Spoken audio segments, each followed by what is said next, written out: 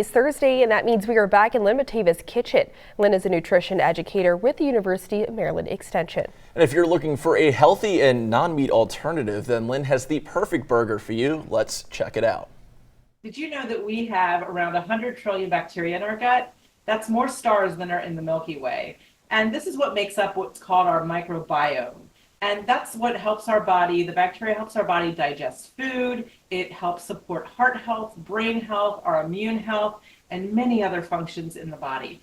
And the best way to feed all of that bacteria is with complex carbohydrates that are found in plants such as veggies, fruits, and whole grains. So we're going to feed our microbiome and our bacteria in our gut today with a black bean burger that we're going to make together.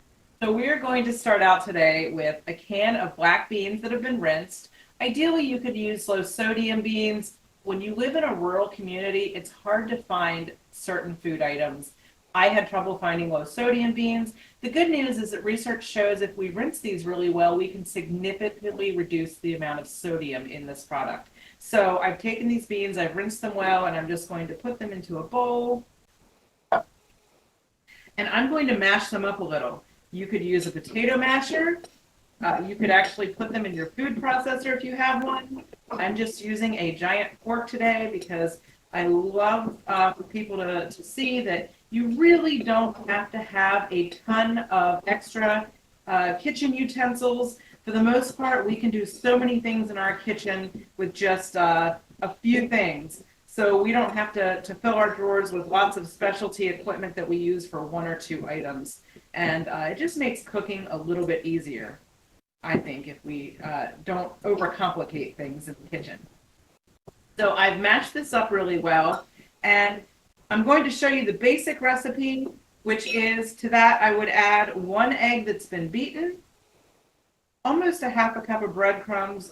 You could add a half a cup. I just cut it because I'm adding a couple extra ingredients I'll show you in a moment. And I'm adding about a 1/4 cup of chopped onions. And then I'm also going to put a little bit of black pepper in. Now this is the basic ingredients to make this, and this is the minimum you have to do. And just like that, this burger would come together. But I like to make this a little bit more substantial, give it a little more flavor. So to that, I'm going to add about 1/3 cup of brown rice. This is the stuff you get from the grocery store in those pouches that's already cooked. So I didn't even have to cook this. I'm just measuring it out and mixing it in my bowl. And this just kind of gives it a little bit more stability, a little bit better mouthfeel. So it's got a little more structure to it, and it's not quite as, I don't want to use the word mushy, but it gives the beans a little bit more structure. So I just feel that this is more pleasant to take a big bite of. Now I'm just adding some optional ingredients. I've got about 2 tablespoons of corn that was frozen. I'm adding about a tablespoon of fresh salsa. These are things that just are going to add some color and some interest to this. And then I just want to add a little bit of flavor.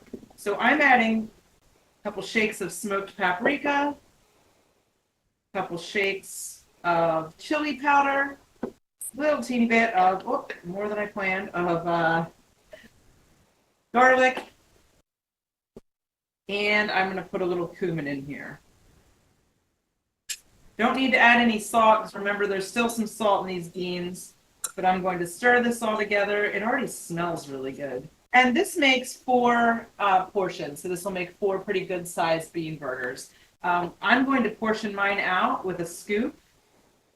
Scoops are great. They are tools that I do like, even though I try to keep my tools at a minimum. I do like to be able to portion things out, and you can get a variety of scoops in a variety of sizes. And this one's a 1/2 cup one.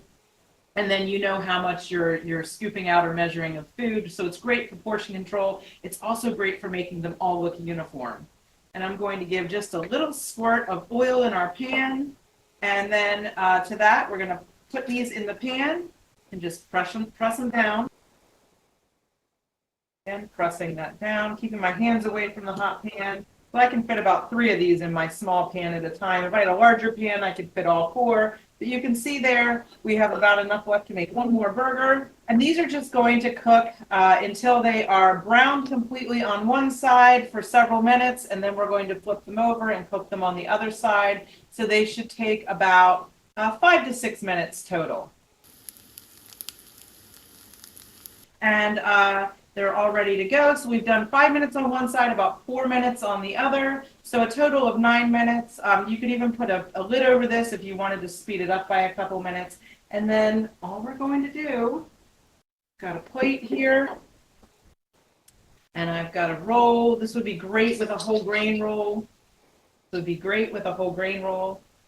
And I'm just going to top it with some lettuce and slide one of these gorgeous burgers right onto the bun. Just look how pretty that is. And here we have a very healthy, a meat-free and high-fiber, nutrient-dense meal. And I really think this is a great one that you're going to enjoy. So I hope you try it out. And if you do, let us know what you think.